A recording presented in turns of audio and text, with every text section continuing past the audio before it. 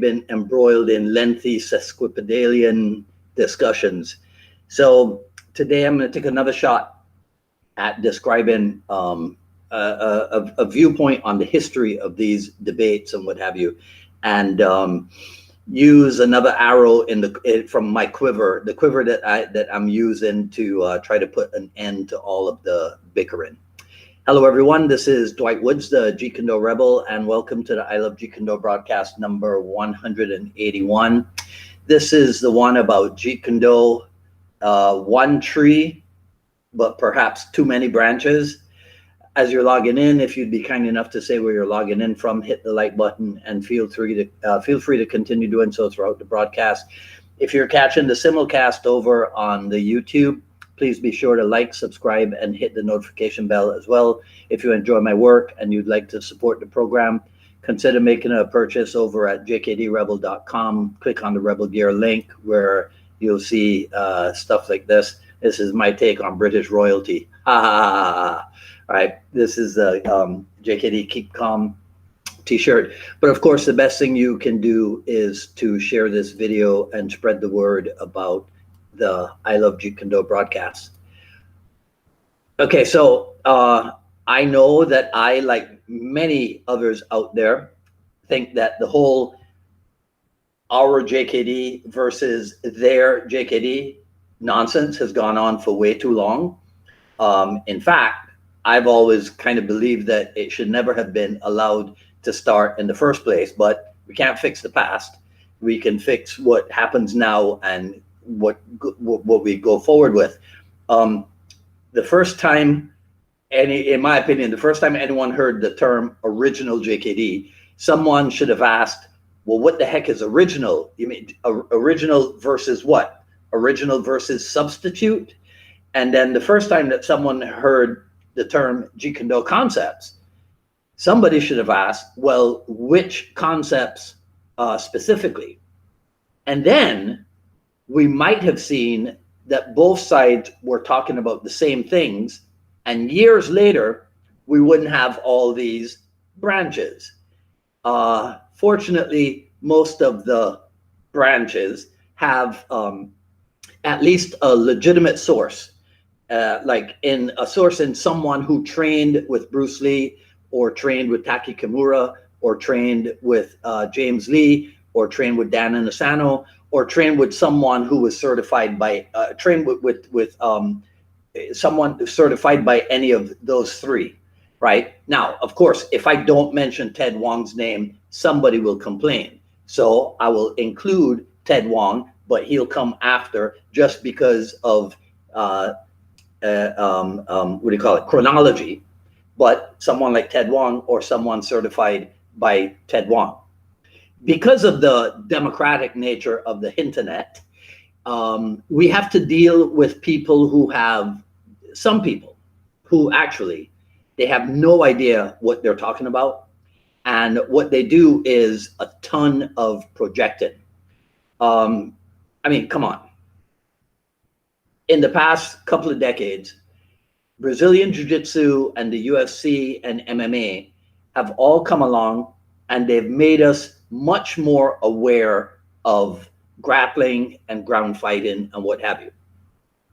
But just because we all love Bruce Lee and we think Bruce Lee to have been one of the greatest martial artists ever, there's no need to try to turn him into someone who had an in-depth knowledge of grappling, unless you can verify that beyond belief. I'm not saying that Bruce Lee couldn't grapple or that Bruce Lee didn't have a rudimentary understanding of grappling, but don't try to turn him into a judo or jiu-jitsu black belt, okay? Not necessary, not necessary. All right, so to get back to the history of these debates and what have you, I think that it all started, as a lot of these fights start, in the press, right? So back in the 1980s, if I have my facts straight, in the 1980s, Dan Inosanto wrote a column for Inside Kung Fu, and the title of that column was "In the 20th Century," So unless you knew that, unless you knew who Dan Inosanto was, the name of that column in the 20th century would not at all indicate that it had anything to do with Jeet Kune Do. Inosanto wrote that for a number of months, and then when he stopped writing that column, it was, for all intents and purposes, replaced by a column written by Ted Wong, and that column, in other places, I have said that it was called Original Jeet Kune Do. That's not correct. It was either called Classic Jeet Kune Do or Classical Jeet Kune Do. And this appears to be where some of these discussions started, fueled by magazine articles that that would suggest that one group is stuck in a time warp, and what they do is merely to imitate Bruce Lee, and the other group is saying that JKD is merely a concept, and so any art or combination of arts can be Jeet Kune Do, and that kind of thing is promoted in the magazines, then picked up sometimes unwisely by some people. And then what the magazines put out is what they start to put out. And then their people, in turn, start to put out stuff that really was designed to drive a rift between groups of people who actually, like the title of today's broadcast indicates, groups of people who actually have one common source. So again, if you think about it, it's just like, to a certain degree, like religion, one common source, and then we have different branches, right, from that one tree. Smart people, just like they have with religion, they will realize that with Jeet Kune Do, the actual truth lies somewhere in the middle. And I think it's not a coincidence that Bruce Lee, as a philosopher, was very big into the yin-yang concept, the idea that that they're not disparate elements, that they're actually complementary halves of a complete whole. That's what I think should be realized and should always be mentioned about this idea about original Jeet Kune Do versus Jeet Kune Do concepts, two halves of a complete whole. You can read where it said that Bruce Lee's original teachings contain with them the concept of independent inquiry. There's no two ways about it, right? So I have a quote here that's taken from a Linda Lee article, and it says, "Learning is definitely not mere imitation, nor is it the ability to accumulate and regurgitate fixed knowledge. Learning is a constant process of discovery, a process without end. In JKD, we begin not by accumulation, but by discovering the cause of our ignorance, a discovery that involves a shedding process." And I think I'm actually going to take that quote and turn that into a broadcast of its own. But anyhow, moving along. So Bruce Lee studied martial art technique as well as philosophy, right? Martial philosophy and other philosophy. So there should be no surprise that he taught technical and philosophical stuff, right?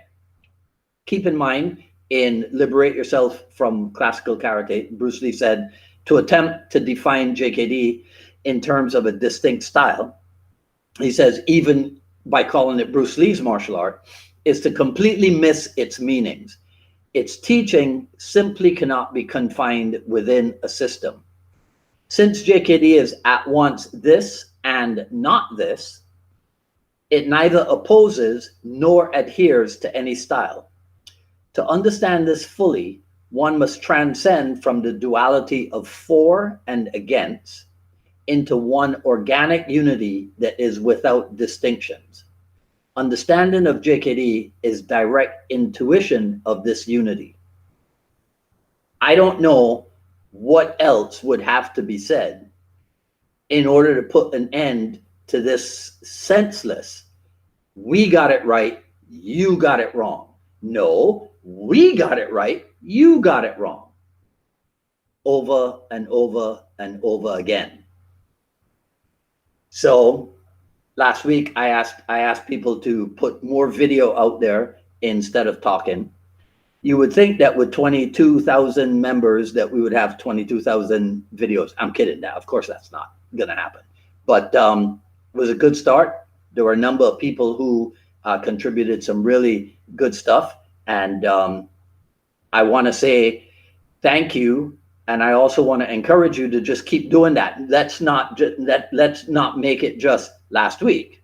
Let's just make this a thing where before I went live, Kurt Cornwell from MKG Detroit said something about, it seems that people on the I Love Jeet Kune Do page love to argue about Jeet Kune Do more than they love Jeet Kune Do itself, right? Which I thought was pretty interesting, right? But anyhow, I don't want to get into the habit of taking up more than 15 minutes of your time here. Last week was like 38 minutes or something. I'm going to leave you with another quote, and I'm going to ask you in the comments to tell me who said this. To me, Jeet Kune Do is just expression in fighting, is just freedom of expression and a way to look at things objectively. It's not being confined to one method of fighting and looking at combat from all possible angles and all different ranges. I don't know if you need me to read that again. To me, Jeet Kune Do is just expression in fighting, is just freedom of expression and a way to look at things objectively. It's not being confined to one method of fighting and looking at combat from all possible angles and all different ranges. So in the comments, I want you guys to tell me who said that.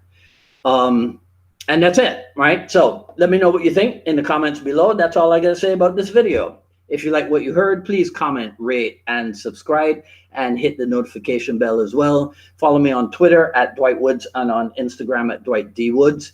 Let's see, May 21st, Jeet Kune Do Dialogues with Lee Richardson out of the United Kingdom. And we just confirmed it'll be 6 p.m. Regular Eastern time.